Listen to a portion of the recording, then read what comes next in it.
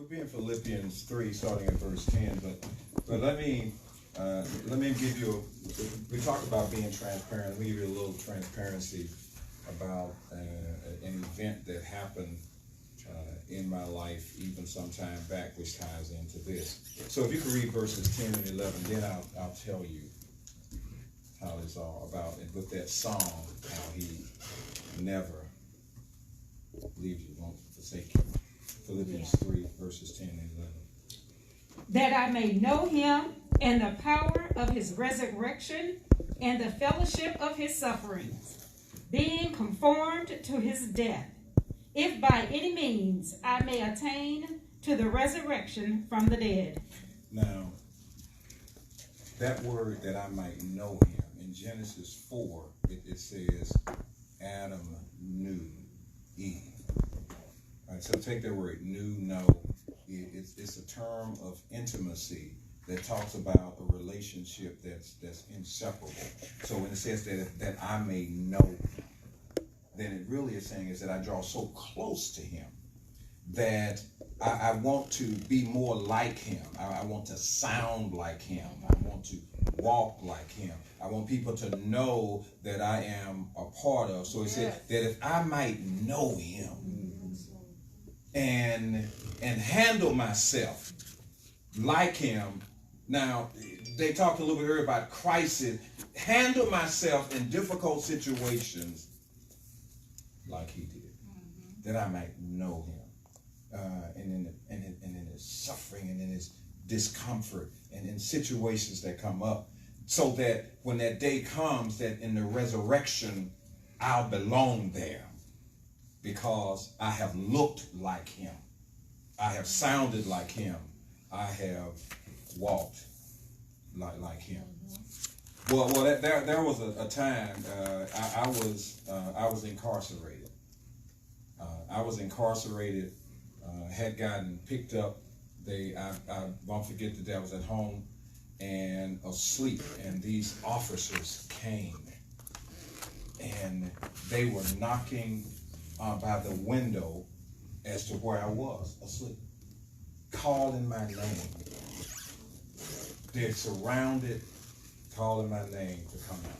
And so I'm here in the bed. Now picture this. Now, when you have, bless the Lord. Here's the, I think we may have had 3 bedrooms and 8 children. Let's kind of picture that. So it might have been 3. My name been 3, but let's just say for the sake of lavishness, there were 3 bedrooms and 8 children. High level, not thinking poverty. So let me think, it was more than bedroom than it was. So let's say it was 3 for the sake of numbers.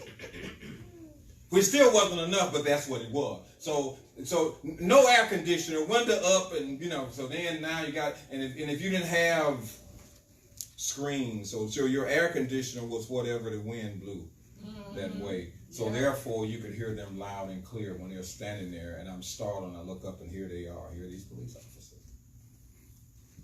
So these police officers take me and cuff me. So now let's just picture what you're seeing all around. So you want to talk about this is legit. Just like what you're seeing now. They take me, they cuff me, they put the cuffs on so tight behind my back.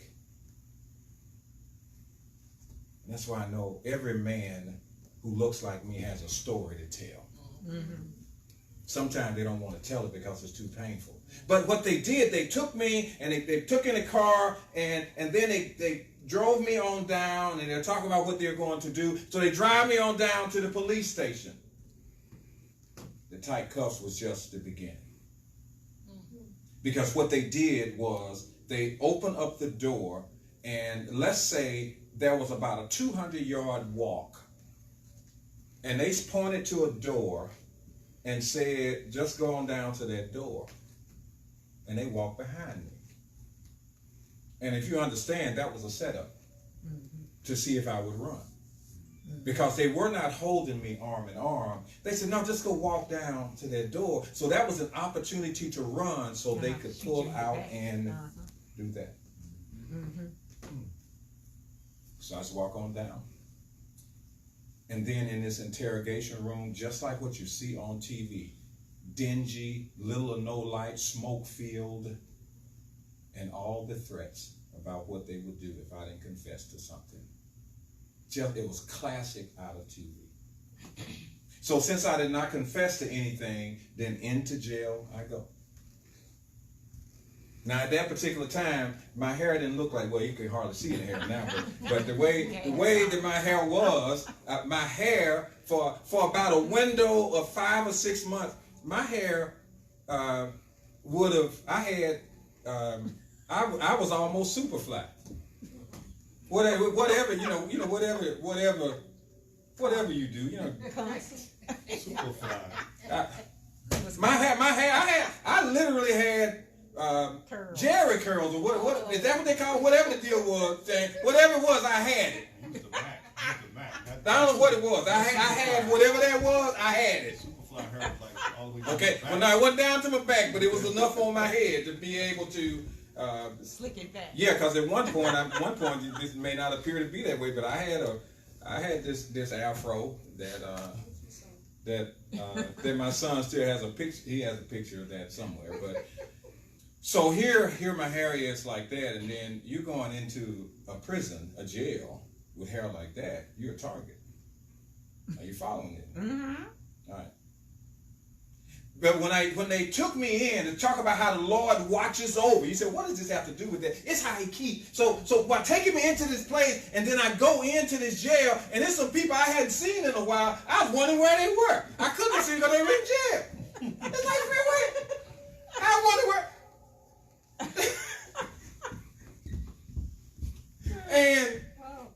And because some of them were regulars, they said, that's Doug. So the first thing that happened, one of the guys plaited my hair. Really? Yeah, he had to get gangster with it. Are you fine? No, he did that to say, no, he's not going to look. He immediately plaited my hair. Straight gangster man. Because what they were, they like, no, this is Doug. And so they watched over Doug. Because God says this fool is in here, and I'm going to have some people in here waiting on him to come, just like Joseph. He had them in there waiting. God, I didn't know where they were, and he had them in there waiting on me to shield, and even these little steel trays with the food with a busted up egg and some hard bread. They just was watching over me to get me out after the 72 hours. Wow. To release and say you can go now. But there were major opportunities. The threats, the opportunity to run, the prison in that regard. And so the journey, God always protects when he has a plan for you. Yes. You see, now I can tell about that even in the context of everything else that is going on around us. To say this is not new. Amen. Not new. This is not new. To still have to deal with. And right now, I can get stopped the same way. Yep. Just driving down the street. And so knowing Jesus is our security blanket, not police reform. Amen. Although we need it. We need all of that. We need a shift. We need community policing. We need all of that. However, it is that I might know him. Mm-hmm. That I might know him. That even when a corrupt person is in my presence or that I'm around, he's the keeper. Amen. Yeah. He is the keeper in spite of the circumstance, and in spite of voter suppression, in spite of all the things that are going on around us, in spite of the vigilante, in spite of all of that, he still is the keeper. Amen. He's the keeper. Yes, Lord. It's what he really wants. So let's see if we can get to a couple of verses, and then we'll stop today and we'll pick this back up because we're going to be working our way up through the end of this chapter. So let's Verse 12. Not that I have already attained or am already perfected, but I press on that I may lay hold of that for which Christ Jesus has also laid hold of me. Brethren, I do not count myself to have apprehended, but one thing I do, forgetting those things which are behind and reaching forward to those things which are ahead. Okay, now notice what he said. I'm not perfect. I got that. But I promise you, I'm better than I was. He said, not that I'm there. Not that I'm there. I'm not there. He said, but there's something that I'm focused on. Because he said, I'm not there. I'm not at the finish line, but I'm focused on something. He said, I'm not going to try to tell you that I'm better than you. I'm not going to try to say any of that to you. He said, but this one thing I do. Notice it. One thing separated, divided to say this is different. This one thing I do. This is what makes me single-minded. This one thing that I do. I keep pressing toward the mark of the high calling of Jesus Christ. So when it's all said and done, this is the one thing, the one focus that will keep me where I need to be.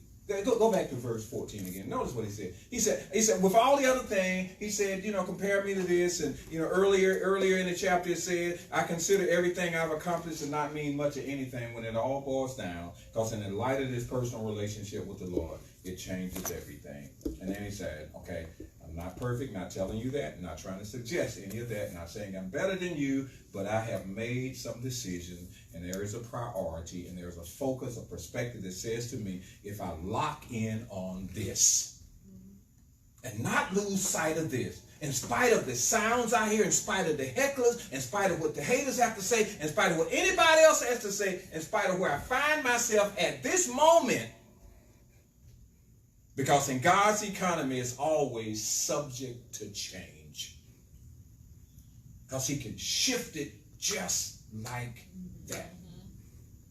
In spite of what you're looking at, he can shift it. But our focus has to be right. That's verse 14. And we'll stop here today. I press toward the goal for the prize of the upward call of God. Hold on right there. I press. Or I wrestle. Brother James, come up for a minute. Come on up for a minute. Yeah, because see, folk need to see it. And see, what we're going to do is, since I'm up here by myself, I can take it off. When he comes up, I'll put it on. So don't even be saying a thing. Come on. Don't be saying nothing. All right, give me a hand. I want you to face me. Now you look at James and you look at me. You see how much bigger I am than James? Mm-hmm. You really tell us the other way around, right? Mm-hmm. All right, I'm going to show him something. In front of me? No, I'm not in front of you. just a visual example. You follow what I'm saying? Now what I want him to do, by virtue, he ought to be able to push me down, because I want him to if he can. But what I'm going to do is, I'm asking him, and I'm just going to take a position, and he can do anything he wants to. I want to show you about what taking a stand is. You can try to push me down all you want to. All right, come on with everything you got. No, you use both hands, both legs, anything you want to do. Come on, no, you ain't trying. You ain't really trying. Or are you trying? Tell them, are you trying for real? No, you got to be clear. Are you trying for real? Yes, sir. No, do harder than, do better. Do more than that. Harder than that. Go harder than that. Harder. Go get some help. Get somebody to help you out. Tell them to come and help you out. Call one of them other ones up.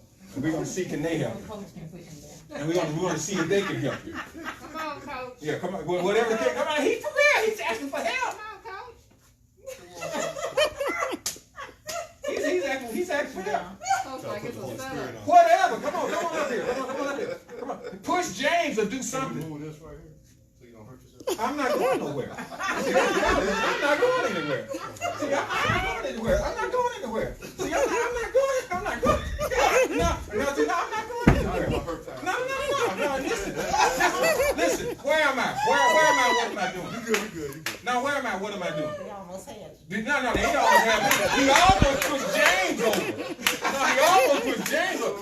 James was the one stumbling. It was not me. Did you notice that? Who was about to fall? Was it him or was it me? You stumbled a little bit.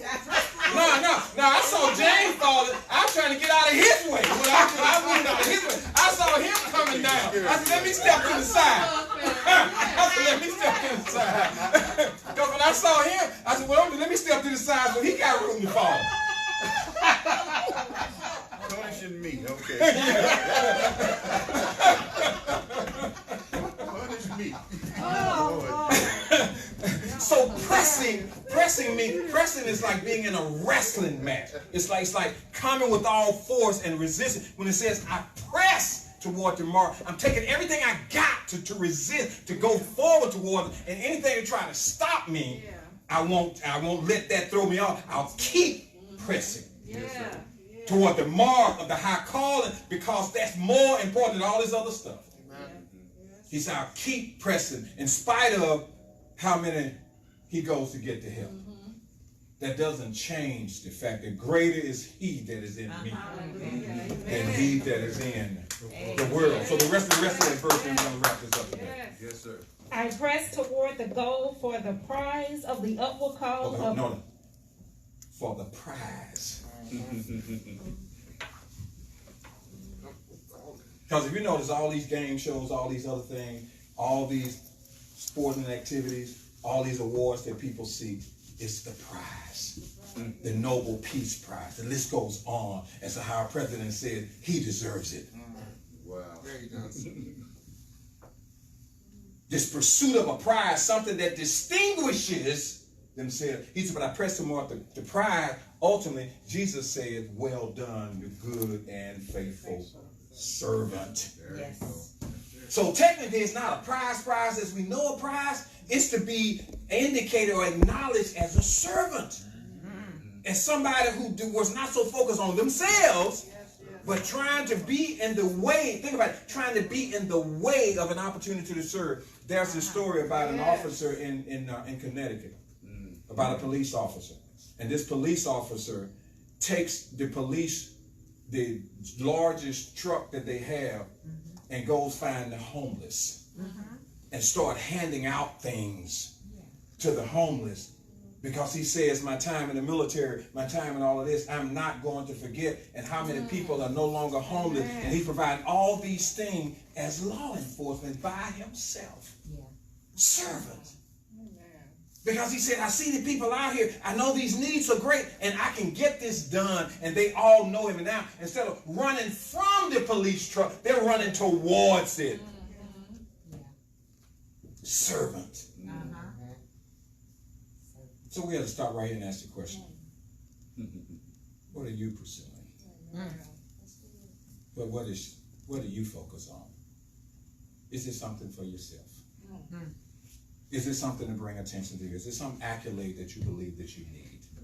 Or are you searching for significance and want somebody to recognize you? They can pat you on the back all day long. What does it profit a person to gain the whole world and to lose their soul? To come face to face with Jesus. And in Matthew 7, Matthew 25, it said, I never knew you. Matthew 7 said, we've done this for you, we've done that for you, we've done that for you. And he says, depart from me, I never knew you. So you were pursuing the wrong thing. So here we are. What are you going to do with what you just heard? See, I'll hold you accountable. Whatever agenda you had, whatever you were trying to do, whatever you were trying to get done, it's time to focus on one thing. Pressing toward the mark of the high calling. So just in case you do get in jail, somebody might be able to plait your hair. Amen. Our time is up. Thank you. Thank you for yours.